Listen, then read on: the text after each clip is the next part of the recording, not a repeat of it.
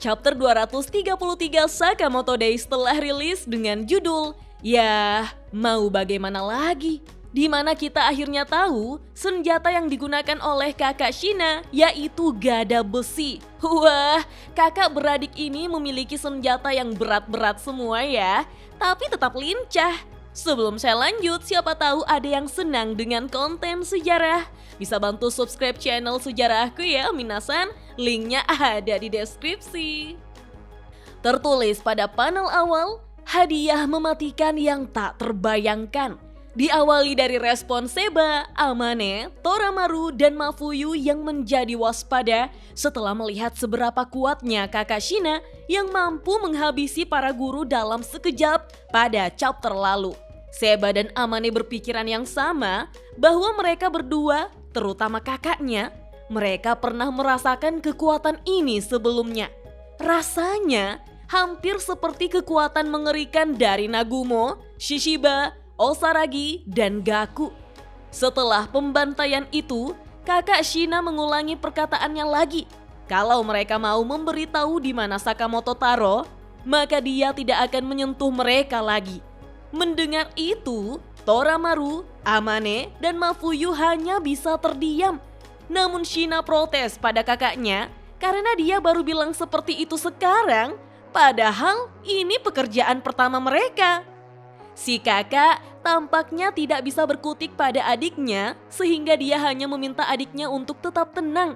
Tetapi Shina kembali mengingatkan bahwa mereka sudah terlalu banyak menarik perhatian. Tiba-tiba, Seba menjawab bahwa dia menolak untuk memberitahu keberadaan Sakamoto.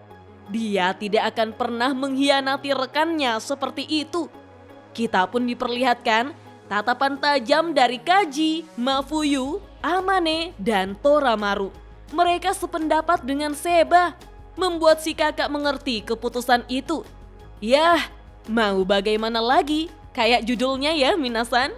Dengan cepat, Amane dan Toramaru sudah menerjang si kakak dengan senjata mereka masing-masing. Tetapi, si kakak dengan entengnya tidak menghindar, bahkan mampu memegang senjata keduanya dengan santai, lalu melempar mereka begitu saja minasan. Tidak sampai di situ, saat keduanya masih berada di udara, si kakak langsung menendang mereka hingga menabrak dinding beton. Menyadari Mafuyu dari belakang mulai berlari ke arahnya, si kakak yang baru mendaratkan kakinya dengan cepat menendang Mafuyu sambil berputar.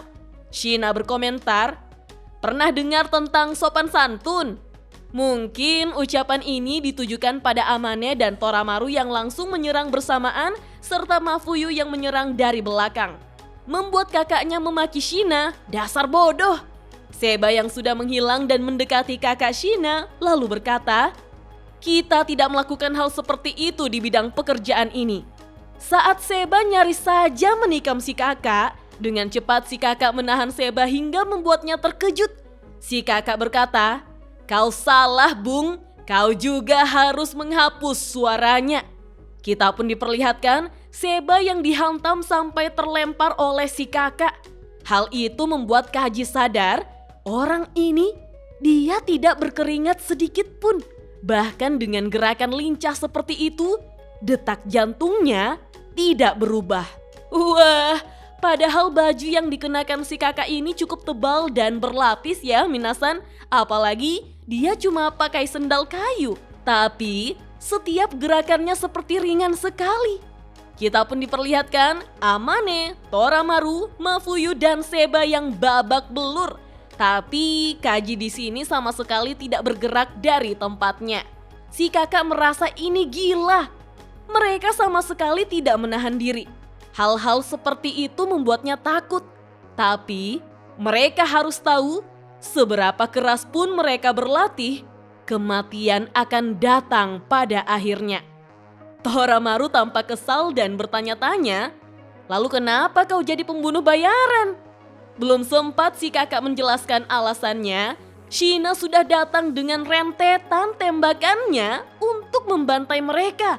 Sehingga Mafuyu, Toramaru, dan Amane berusaha menghindar. Shina protes pada kakaknya untuk berhenti merengek. Dia berteriak, Jadilah lebih kuat dan kau tidak akan mati. Dan hentikan omong kosongmu itu. Si kakak hanya bisa minta maaf Minasan. Tapi akibat dari kehebohan serangan Shina tadi, tiba-tiba pijakannya rubuh dan menjatuhkannya tepat di kolam renang. Shina mulai panik karena dia tidak bisa berenang. Tentu saja, Shina yang terjatuh langsung tenggelam begitu saja Minasan. Si kakak mulai panik sambil mengomel, "Kekacauan macam apa yang kau buat untuk kita hadapi ini?" Toramaru segera melompat karena menurutnya ini adalah kesempatan mereka. Membuat si kakak sadar bahwa adiknya dalam bahaya. Terlebih lagi, Seba juga ikut melompat. Bagi Seba, mereka tidak punya banyak waktu. Rekan-rekan mereka akan tiba di sini bersama Sakamoto dalam waktu kurang dari 1 jam. Dan Sakamoto tidak dalam kondisi untuk siap bertarung sekarang. Jadi, mereka harus mengalahkan kedua kakak beradik itu terlebih dulu. Kita pun diperlihatkan, Toramaru dan Seba sudah siap pada posisi mereka mengepung Shina. Namun, Shina masih mampu meninju ke arah Seba di bawah air. Meskipun Seba dapat menghindar dengan kemampuan baju invisible-nya.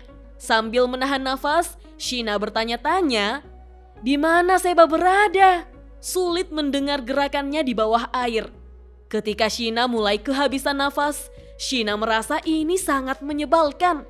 Tapi si kakak memenuhi perannya untuk melindungi adiknya yang selalu membuat kekacauan. Dia pun ikut turun ke kolam renang sambil membawa gada besi. Si kakak langsung menemukan Seba yang tak terlihat itu Minasan. Tanpa basa-basi, si kakak menerjang dengan gada besinya tepat ke arah Seba, menyebabkan kolam renang itu meledak sampai Seba dan Toramaru terlempar keluar. Si kakak lantas berjalan keluar dari kolam renang itu sambil membawa adiknya yang kehabisan nafas. Dengan lembut, si kakak berkata, "Kau hanya perlu mengikuti gelembungnya." Ini adalah jawaban untuk Shina yang kebingungan melawan Seba di bawah air, serta alasan mengapa si kakak bisa menemukan Seba yang tidak terlihat ya Minasan. Shina pun menjawab, "Tapi aku nggak bisa buka mata di bawah air." Si kakak dengan lembut menyuruh adiknya untuk belajar dulu. Tertulis pada panel akhir, persaudaraan yang tidak bisa dipatahkan. Dan chapter 233 Sakamoto Days pun berakhir sampai di sini Minasan. Wah, kita terus diperlihatkan ada banyak sekali kekurangan dari kostum tembus pandang milik Seba ya. Sekalipun tidak memiliki kemampuan membaca pikiran seperti Shin, tapi musuh yang tangguh bisa dengan mudah mengalahkan Seba lewat suara ataupun tanda-tanda keberadaannya yang lain. Akankah Seba sebagai mekanik pembunuh bayaran bisa memperbaiki kekurangan kostumnya itu? Oh iya, saya gemes sekali dengan Kaji yang sama sekali tidak bergerak untuk menyerang seperti yang lainnya ya Minasan. Ya memang sih, Kaji ini tipe yang butuh waktu dulu untuk mendapatkan jalan keluar untuk memenangkan pertarungan. Tapi setidaknya serang dulu kek. Lantas, pihak siapakah yang mampu keluar menjadi pemenang Minasan? 5 orang sekutu Sakamoto atau si kakak beradik ini? Kita juga masih belum melihat tanda-tanda kemunculan Shishiba dan Osaragi, kelanjutan pertarungan Nagumo melawan Oki, keadaan Heisuke dan Kamihate, serta rombongan mobil yang membawa Sakamoto. Kita nantikan saja chapter berikutnya ya. Oke deh, sampai di sini dulu Minasan. Kita lanjut ngobrol yuk di kolom komentar. Dah.